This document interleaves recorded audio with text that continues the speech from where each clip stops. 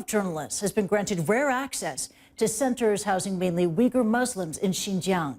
The Chinese government describes them as vocational training centers. But UN rights experts say credible reports suggest that they're more like massive internment camps.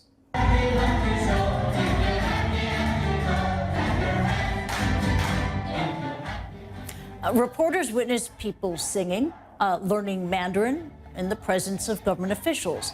The UN says at least 1 million, mainly Uyghur Muslims, are being held there in these camps. Beijing says it's part of a de-radicalization program.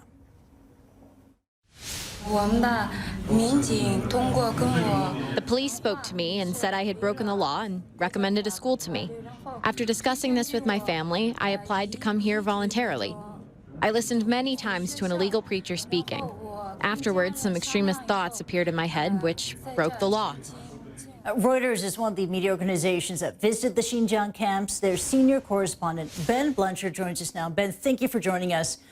In that clip we aired just now, I mean, it was such a weird, surreal moment. The Uyghurs were made to sing to you in English, singing, "If you're happy and you know it, clap your hands."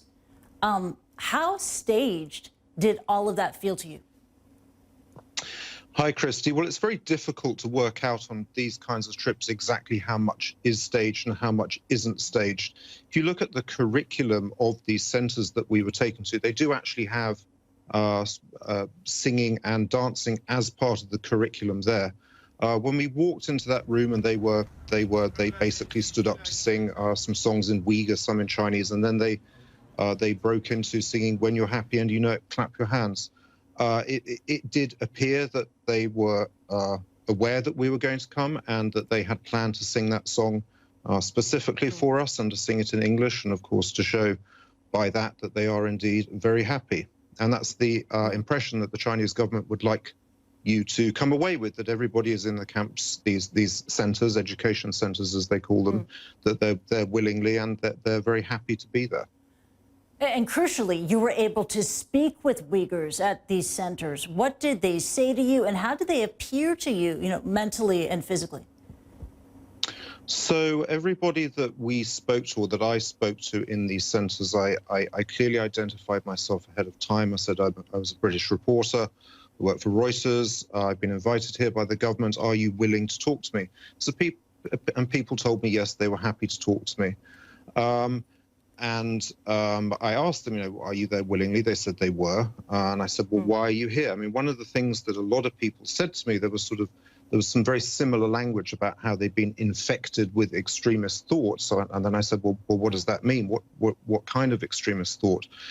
Some people told me that one person in particular told me that they'd gone to an illegal religious gathering at a neighbor's house. This was a lady, and after that she came away with the impression that as a Muslim she should be covering her face, that she should wear a veil, and she said after that I decided that I would cover my face. So in these situations it's very difficult to work out independently. Of course, it's impossible to independently verify their stories, and of course in the presence of government minders it's equally difficult to work out how willing they are to actually be talking to you. I mean, everybody that I talked to, they said to me explicitly, yes, I understand what you're asking me, and yes, I'm willing to talk to you. You also spoke with Chinese officials.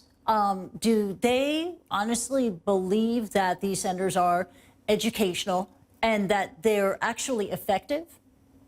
So the Chinese government officials, I got actually a lot of access to Chinese government officials. They were willing to talk to me.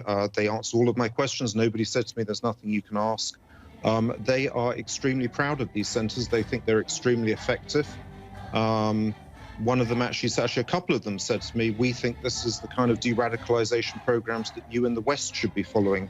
And they point to the examples of terror attacks in France, in Britain, in Belgium, and places like that, and say, look, you guys need to be following what we're doing, and then you can avoid all of these problems that you've been having in Europe. So they're extremely proud about it. They think they're doing an absolutely excellent job.